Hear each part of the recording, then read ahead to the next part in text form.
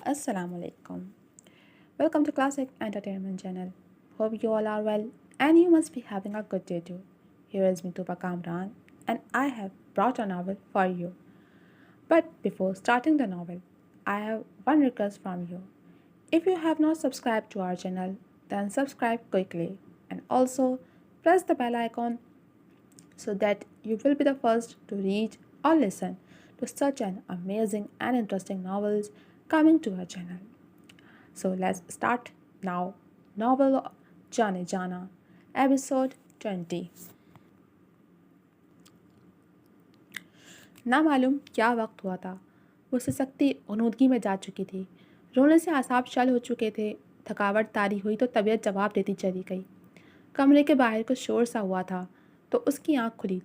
पहले तो गायब दिमागी से इधर उधर देखती रही, फिर सब कुछ याद आने पर अजियत से दुखता सर पकड़कर दरवाजे के हैंडल के सहारे से खड़ी हुई। किधर है लड़की? अंदर है कमरे में।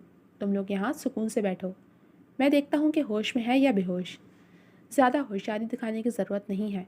लड़की हमारे हवाले करो और अपनी रकम लेकर अगले ऑर्डर का इंतज़ार करो। सुहाग के कान खड़े हो चुके थे। खौफ से उसका दिल सिकड़ गया। कान साई साई करने लगे थे। यकलक गुलाबी आरिस आंसुओं से तर होते चले गए। धचका इतना बड़ा था कि वो संभल ही नहीं पा रही थी। हमें आज रात ही निकलना है। अब शाम उस कमरे की तरफ बढ़ रहा था। उसके कदमों की आवाज़ उसे उस पहाड़ की मानद लग रही थी जो टूट कर उस पर गिरता आ रहा था। अब शाम ने कमरा खोला और अगले ही लम्हे चीते की फुर्ती से उसे अपने शिकंजे में लेकर क्लोरोफॉर्म से भरा रुमाल सुंघा दिया। नतीजतन कुछ देर की मुज़ाहमत के बाद उसके शिकंजे में फड़फड़ाती हुई वो उसके बाजुओं में ढलक गई।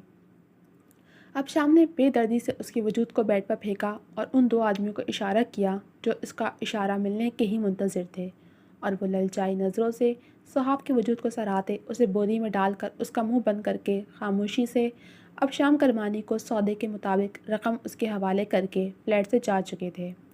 अब शाम ने सुकून की सांस खारिज की। एक बला सर से टली थी। अब शाम ने पैसों से भरा ब्रीफ केस उठाकर अलमारी में रखा। सुबह उसे ये रकम अपने अकाउंट में मुंतकिल करवानी थी और अपने नए शिकार की तलाश में निकलना था। अभी वो अलमारी बंद करके मुड़ा ही था कि दरवाजे पर होने वाली दस्तक ने उसे बर्फ़ का बना दिया। सर एजाज से लेक्चर लेते उसे टाइम का अंदाज़ा ही नहीं हुआ। उसकी कुछ किताबें उनके पास थीं जिनके लिए वो रुक गया था, मगर जब मुलाजमा ने उनके कमरे की छानबीन की तो किताबें कहीं नहीं मिली। सफ़ीर को वो किताबें चाहिए थीं। काफ़ी दिन से उन्हें नोट्स तैयार करने के लिए दे रखी थीं। उन्हें याद आया कि 2 दिन पहले ही अब शाम वो किताबें लेकर गया था अपने फ़्लैट पर। आजकल उसका क़याम ज़्यादातर फ़्लैट पर ही होता था और वह पढ़ता भी वहीं था। सफ़ीर को उन्होंने उसके फ़्लैट का एड्रेस समझाकर अब शाम से किताबें लेने भेज दिया था। उसे देर हो रही थी और किताबें भी लेनी ज़रूरी थीं। साथ ही जायशा को भी पिक करना था। सो उसने सर एजाज के मोबाइल से उर्द शेर को मैसेज कर दिया था कि अगर वो आपा को आज घर पहुंचा दें तो वो उनका एहसान मंद रहेगा। एड्रेस के मुताबिक वो बिल्डिंग के कंपाउंड में बाइक खड़ी करके लॉक करने के बाद जैसे ही लिफ्ट की तरफ बढ़ने लगा, एक तेज़ रफ्तार हायरुफ धूल उड़ाती उसके पास से किसी हवा के झोंके की तरह गुजरी थी। सफ़ीर सर झटक कर लिफ्ट का बटन प्रेस करके ऊपर आया और अब फ्लैट के सामने खड़ा था। उसने दरवाजे पर दस्तक दी कि जल्दी से किताबें लेकर घर पहुंचता। यूं भी वक्त काफ़ी हो गया था। वो बर्फ़ का मुजस्समा बना खड़ा था। फ्लैट का उसके अलावा उसके डैड को पता था, यहाँ तक कि उसके दोस्तों को भी इल्म नहीं था। डरते दिल से चेहरे के तासुरात बहाल करता वो दरवाज़ा खोल चुका था, मगर जहाँ दरवाजे पर एजाज साहब को ना पाकर वो हल्का फुल्का हुआ था, वहीं एक अजनबी को देखकर उसके माथे पर तेवरी चढ़ी थी। मुझे सर एजाज ने भेजा है। जो किताबें पिछले 2 दिन से आपके पास हैं वो मेरी हैं। ओह मीन, तुम 2 कौड़ी की किताबों के लिए आधी रात को मेरे फ्लैट पर टपक पड़े। क्या सुबह नहीं होनी थी? शदीद गुस्से में कहते वो दरवाज़ा ठा की आवाज़ से उसके मुंह पर बंद कर गया था। सफ़ीर 2 कदम पीछे ना हटता तो यकीनन उसकी नाक का बेड़ा गर्क हो चुका होता। ये लो पकड़ो किताबें और 9 2 11 हो जाओ। किताबें तकरीबन सफ़ीर के हाथों में फेंकते वो दरवाज़ा बंद करने लगा था कि सफ़ीर की नज़र अध खुले दरवाजे से अंदर लाउंज में पड़े ब्रेसलेट पर पड़ी। उसकी मोहब्बत नोट करके अब शाम ने गड़बड़ाते हुए एक सख्त नज़र उस पर डाली। कबल इससे कि वो कुछ पूछता, उसने दरवाज़ा धार से बंद कर दिया। कंपाउंड से बाइक निकालते वक्त उसके दिमाग में वो ब्रेसलेट बुरी तरह चिपक गया था। वो याद करने की कोशिश कर रहा था कि आखिर उसने वो ब्रेसलेट कहाँ देखा था। دفعتاً اس کے دماغ میں دھماکہ سا ہوا۔ وہ بریسلٹ تو سرپری لڑکی سہاب کا ہے، اسی کے ہاتھ میں دیکھا تھا میں نے، مگر وہ سر اعجاز کے بیٹے کے پاس کیسے آیا؟ وہ بائک کے پاس کھڑا تذبذب کا شکار تھا۔ اوہ میرے خدا، کہیں وہ ٹریپ تو نہیں ہو گئی، پھر سے کسی مصیبت میں تو نہیں پھنس گئی؟ چہرے پر دونوں ہاتھ پھیرتے ہوئے وہ مختلف سوچوں میں گھرا ہوا تھا۔ پھر اس نے قریبی فون بوتھ سے ذوالقرنین کو کال کی۔ وہ اس وقت پولیس اسٹیشن میں تھا۔ سفیر کی بات سن کر وہ تیزی سے جیپ لے کر اس کے بتائے گئے ایڈریس پر پہنچا تھا۔ ایسا بھی تو ہو سکتا ہے کہ وہ بریسلٹ کسی اور لڑکی کا ہو اور جس صورتحال کا نقشہ تم نے کھینچا ہے سب کچھ اس کے الٹ ہو۔ ذوالقرنین ہر طرح سے تسلی کر لینا چاہتا تھا۔ سہاب اور وہ لڑکا ایک ہی یونیورسٹی میں پڑھتے ہیں، میں وہاں اکثر سر اعجاز سے ملنے کے لیے جاتا رہتا ہوں۔ مزنی سہاب کی دوست ہے، اس سے اچھی سلام دعا ہے۔ وہ بتا رہی تھی کہ ابشام کرمانی اچھے کردار کا مالک نہیں ہے، اور یہ بھی کہ سہاب اس میں دلچسپی لے رہی ہے۔ وہ سنجیدگی سے بتا رہا تھا۔ ذوالقرنین سہاب نام پر بری طرح چونکا۔ کیا نام بتایا تم نے؟ اسے یکلق شدت سے کسی انہونی کا احساس ہونے لگا۔ سہاب نام ہے لڑکی کا۔ اوہ نو، اس شیر کی بہن کا نام بھی سہاب ہے، اور وہ بھی اسی یونیورسٹی میں پڑھتی ہے۔ چلو جلدی اس لڑکی کی تو میں ابھی خبر لیتا ہوں۔ وہ غصے سے آستین اوپر چڑھاتا ہوا اسے اپنے پیچھے آنے کا اشارہ کرتا تیزی سے لفٹ کی طرف بھاگا، جبکہ سفیر تو اس انکشاف پہ ہی چکرا کر رہ گیا تھا۔ ذوالقرنین نے وہاں سے سیکرٹری سے فلیٹ کی ڈپلیکیٹ چابی لے کر مطلوبہ فلیٹ پر پہنچ کر ابشام کرمانی کے ہوش اڑا دیے تھے۔ وہ بریسلٹ کدھر ہے؟ ذوالقرنین نے اسے گریبان سے پکڑ کر پوچھا۔ کون سا بریسلٹ؟ اور یہ کون سا طریقہ ہے بغیر اجازت کسی کے گھر میں آنے کا؟ اپنے گریبان سے ہاتھ جھٹک کر وہ تیکھے لہجے میں بولا تو اس نے دو ہاتھ ابشام کو جڑ دیے اور کالر سے پکڑ کر اسے صوفے پر دھکا دیا۔ اجازت کی بات مت کر، ہم بغیر اجازت مردوں کو بھی قبر سے نکال لیتے ہیں۔ ذوالقرنین نے اس کی تلاشی لی تو پینٹ کی پچھلی جیب سے بریسلٹ برآمد ہو گیا۔ اسے اچھی طرح یاد تھا کہ یہ بریسلٹ اس نے روشنی کو اس کی شادی کے تحفے کے طور پر دیا تھا۔ اس نے خود ہی تو بنوایا تھا اس کے لیے، وہ اپنے ہاتھوں کی نکلی ہوئی چیز کیسے بھول سکتا تھا؟ اب تو شک کی کوئی گنجائش ہی نہیں رہی تھی۔ مجھ سے تمہیں کچھ نہیں حاصل ہونے والا انسپکٹر، پکڑنا ہی ہے تو ان کو پکڑو جس کے قبضے میں وہ چڑیا ہے۔ وہ ان دونوں کے تاثرات سے ہنس اٹھا تھا، مزے سے بولا تو سفیر نے اس کے منہ پر پوری شدت سے گھونسا دے مارا۔ وہ مزید بھی اس کی توازے کرتا مگر ذوالقرنین نے اسے روک دیا۔ چھوڑوں گا تو میں تجھے بھی نہیں۔ ریوالور سے اسی کن پٹی ٹھونکتا وہ غصیلے لہجے میں خطرناک حد تک سنجیدگی لیے بولا اور تیزی سے وہاں سے نکلا۔ اس نے شہر سے باہر جانے والے سارے راستے بند کروا دیے تھے۔ ہر جگہ پولیس کی بھاری نفری لگا دی گئی تھی۔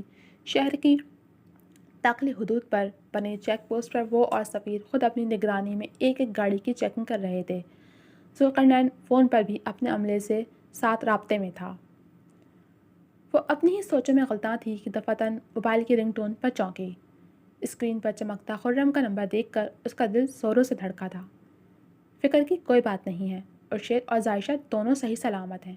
چھوٹا سا ایکسیڈنٹ ہو گیا تھا ان کا، ظائشہ کو چوٹیں آئی ہیں، ارشد اس کے ساتھ ہی ہاسپٹل میں ہے۔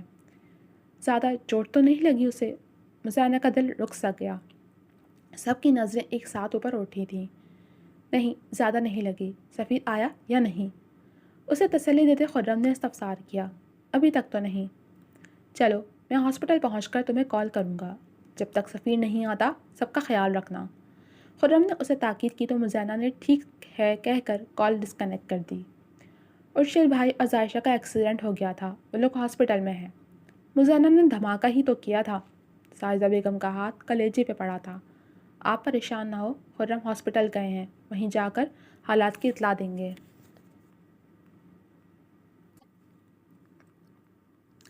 ہاسپٹل کی راہداری میں سینے پر بازو لپیٹے وہ ادھر سے ادھر ٹہل رہا تھا۔ ظائشہ کا خون بہت بہہ گیا۔ یہ تو اچھا تھا کہ بلڈ بینک میں اس کا بلڈ گروپ مل گیا تھا۔ دروازے کے اس پار وہ خطرے سے تو باہر تھی مگر شدید تکلیف میں تھی، اور یہی تکلیف اس شیر کو بے قرار کیے ہوئے تھی۔ کسی لمحے اسے قرار نہیں آ رہا تھا۔ کیسی بے بسی تھی، وہ اسے نظر بھر کر دیکھ بھی نہیں سکتا تھا۔ وہ وہیں بینچ پر ڈھہ سا گیا۔ شیر؟ خرم بھاگتا ہوا اس کی طرف آیا تھا۔ کیسا ہے تو؟ اور ظائشہ کیسی ہیں؟ کوئی سیریس بات تو نہیں؟ وہ اسے کندھے پر ہاتھ رکھ کر استفسار کرنے لگا۔ میں ٹھیک ہوں، ظائشہ کو سر پر گہری چوٹ آئی ہے۔ ابھی تک ڈاکٹرز نے کوئی خاطر خواہ جواب نہیں دیا۔ وہ ضبط سے سرخ چہرہ لیے بولا، ڈونٹ وری، وہ ٹھیک ہو جائیں گے۔ خرم نے اسے تسلی دی۔ انہیں ٹھیک ہونا پڑے گا خرم، وہ اس طرح مجھ سے اور میری محبت سے غافل نہیں ہو سکتی۔ میں نے اگر انہیں ڈھیل دی ہے تو محض اس لیے کہ وہ خود کو ذہنی طور پر تیار کر لیں کہ انہیں ہر حال میں اٹھ شیر کی پناہوں میں آنا ہے۔ وہ ضبط کی انتہاؤں پر تھا۔ خرم نے گہری سانس خارج کی۔ اسے تو لگا تھا معاملہ صرف پسندیدگی کی حد تک ہے، مگر اٹھ شیر کی حالت تو کچھ اور ہی داستان سنا رہی تھی۔ سیاہ تاریک کمرے میں پڑے ساکت وجود میں ہلکی سی جنبش ہوئی تھی۔ پھر کچھ دیر بعد کراہیں سنائی دینے لگیں۔ یقیناً وہ وجود تکلیف میں تھا۔ اس نے آنکھیں وا کی تو کچھ دکھائی نہ دیا۔ کوہنیوں کے بل اٹھ کر بیٹھتی اور درد سے بے حال ہوتی گزشتہ رات ہوئے واقعے کے بارے میں سوچ رہی تھی۔ اسے یاد آیا کہ وہ اب شام سے ملنے گئی تھی، کیسے وہ اسے اپنی محبت کے جال میں پھنسا کر اس کا سودا کر چکا تھا۔ چند پیسوں کے عوض وہ انسانیت سے گر گیا تھا۔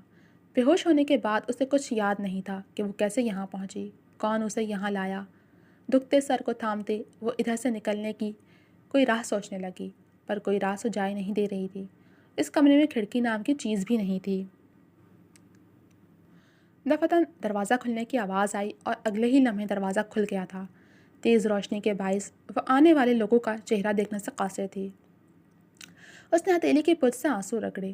وہ 2-3 لوگ تھے، سیاہ جینس اور شرٹ میں ملبوس، بھاری بھرکم جسامت کے مالک۔ وہ لوگ ایک ہی جست میں اس تک پہنچ کر بے دردی سے کھینچ کر کھڑا کر چکے تھے۔ ان کے ہاتھوں کی سختی پر صحاف خوف سے زرد پڑ گئی تھی۔ مجھے چھوڑ دو پلیز، میں نے تم لوگوں کا کیا بگاڑا ہے؟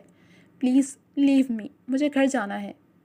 روتے سسکتے وہ ان ظالموں سے بھیک مانگ رہی تھی۔ کیا وقت لایا تھا خدا اس پر! ساری اکڑ، سارا غرور اور تنتنا کافور ہوا تھا۔ اپنی خوبصورتی پر ناز کرنے والی آج اسی خوبصورتی کو کوس رہی تھی۔ ان ظالموں پر صحاف کی گریہ و زاری کا الٹا اثر ہوا تھا۔ بھاری مردانہ سخت ہاتھ اس کی نرم آرز کو سجا گیا تھا۔ تھپڑ اتنی شدت کا تھا کہ اس کے جبڑے ہل گئے تھے، دانت درد سے سنسنا اٹھے تھے۔ وہ لڑکھڑا کر دیوار سے جا لگی تھی۔ لے کر آؤ اس سالی کو، ہمیں صبح کا اجالا پھیلنے سے پہلے پاکستان کی سرحد پار کرنی ہے۔ جیٹ میں ڈالتے ہی اسے ایک ڈوز دے دینا، اڑتے ہی کان کھانے لگتی ہے۔ سپاٹ لہجے میں حکم صادر کرتا وہ بندہ جس کا بھاری ہاتھ سہاگ کے ہوش ٹھکانے لگا گیا تھا باہر چلا گیا، اور باقی 2 اسے کسی لگیج کی طرح گھسیٹتے ہوئے اپنے ساتھ لے گئے۔ سہاگ کا دماغ تو اس کے ایک جملے پر ہی اٹک گیا تھا، ہمیں صبح کا اجالا پھیلنے سے پہلے پاکستان کی سرحد پار کرنی ہے۔ ایک برفانی تودہ تھا جو اس کے اوپر گرا تھا۔ اس کا پورا وجود سرد ہو گیا تھا۔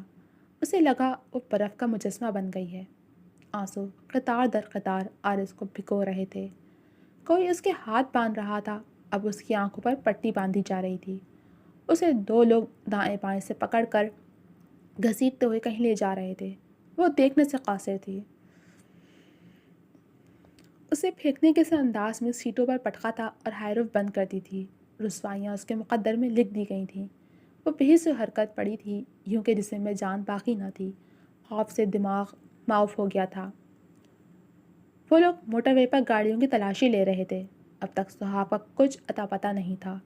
سفیر کی حالت قابل رحم تھی۔ وہ سر پھری کچھ مغرور سی لڑکی کب دل کو بھا گئی اسے پتہ ہی نہ چلا۔ مصروف سی زندگی اور لگی بندے معمول میں ایک صحاف کا خیال ہی تو تھا جو اسے سکون دیتا تھا۔ وہ تھک کر چور ہو گیا تھا، اعصاب شل ہو گئے تھے۔ ذوالقرنین نے گہری نگاہوں سے اسے دیکھا۔ میں یہاں اپنی ڈیوٹی نبھا رہا ہوں، مگر تم کیوں خوار ہو رہے ہو؟ جانچتی نظروں سے اسے دیکھتے ذوالقرنین نے استفسار کیا۔ تم فرض کے ہاتھوں مجبور ہو کر خوار ہو رہے ہو اور میں دل کے ہاتھوں مجبور ہو کر۔ وہ عجیب سے انداز میں مسکرایا۔ ذوالقرنین نے گہری سانس خارج کی۔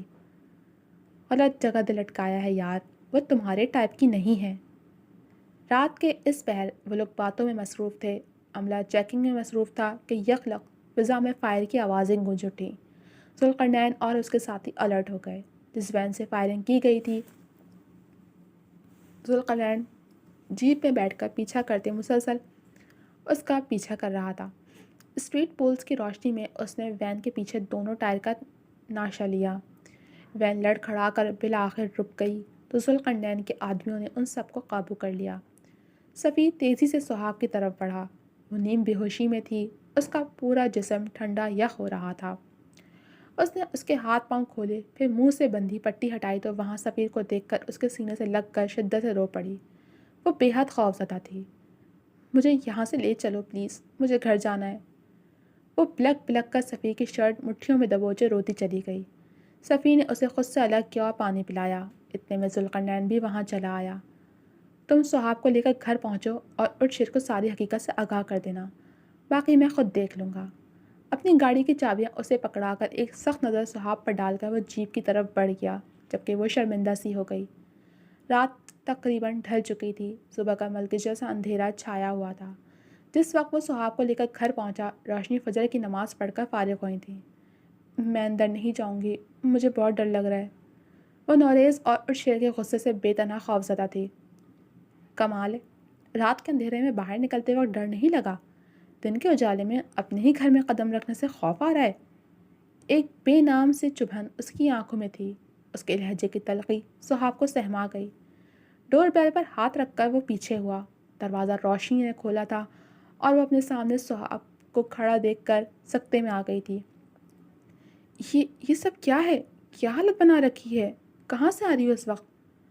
रोशनी के लहजे में यकायक सख्ती दर आई थी। उसका बिखरा सरापा, सूजे गाल, फटा होंठ और फटी हुई आस्तीन और बाजुओं पर पड़ी खराशें देखकर उनका दिल पाताल की गहराइयों में जा गिरा था। सुहाब लब कुचलती आंसू पीती रही। अपनी बर्बादी की दास्तान अपनी ज़ुबानी कैसे सुनाती। मैं बताता हूँ आपको सब कुछ। आप पहले इन्हें कमरे में ले जाएं, इन्हें आराम की ज़रूरत है, सफ़ी ने संजीदगी से कहा, जबकि सुहाब मज़ीद खौफज़दा हो गई। अगर नौरेज़ भाई को सब पता चल गया तो मुझे जान से मार डालेंगे। नहीं, मैं ऐसा कुछ भी नहीं होने दूंगी। मुझे ऐसा कुछ करना है कि मैं सबकी नज़र में मजलूम बन जाऊं। उसने एक नज़र सफ़ीर को देखा। वो उसके मंजर से गायब होने का मुंतज़िर था। मैं कहीं नहीं जाऊंगी, समझे तुम? जो भी बताना है मेरे सामने बताओ। बल्कि तुम क्या बताओगे, मैं बताती हूँ भाभी। वो आंखों में नमी लिए चीखी। शोर की आवाज़ पर नौरेज़ भी कमरे से निकल आया। वो जॉगिंग पर जाने के लिए तैयार हो रहा था, मगर सुहाब की चीखों पुकार पर वो तेज़ी से नीचे आया था। क्या हो रहा है इधर? वो सख्त लहजे में बोला, और जैसे ही नज़र सुहाब पर पड़ी उसके पैरों तले से ज़मीन से रख गई। भाईजान। सुहाब रोते हुए उससे लिपट गई। नौरेज़ को उसकी हालत ने बहुत कुछ समझा दिया था। उसे अपनी जान निकलती हुई महसूस हुई। आपकी सुहाब लुट गई भाई। इस शख्स ने उसे कहीं का नहीं छोड़ा। मेरी छोटी सी गलती की इतनी बड़ी सज़ा दी मुझे कि अब मैं अपनी आखिरी सांस तक इस माशरे में सांस नहीं ले सकूंगी। मैंने तो इससे अपने दोस्तों के साथ मिलकर छोटा सा मजाक किया था, मगर इसने। सुहाब ने एक नमनाक नज़र शशद्दर खड़े सफ़ीर पर डाली। उसने बदले में मेरे साथ इतना घिनौना मजाक किया कि दिल चाहता है ज़मीन फटे और मैं इसमें समा जाऊं। उसके कंधे से लग कर बिलक बिलक कर रोती वो सब कुछ बताती चली गई। रोशनी ने बेयकीनी से सफ़ीर को देखा, जिसका चेहरा खुद सबसे सुर्ख पड़ गया था। वो सुहाब को सोफे पर बिठाता एक ही जस्त में सफ़ीर तक पहुंचा था और गिरबान से पकड़ा था। जी तो जनाब, कैसी लगी आपको ये एपिसोड? सुहाब की फितरत कभी नहीं बदलेगी। उसने सारा किया धरा सफ़ीर पे डाल दिया, जबकि वो बेचारा इतना परेशान उसके लिए, और उसने क्या किया उसके साथ। देखिए आगे क्या होता है। मज़ीद जानने के लिए जुड़े रहिए मेरे साथ। जल्द मिलूँगी आपसे अगली किस्त के साथ। तब तक के लिए अल्लाह हाफ़िज़।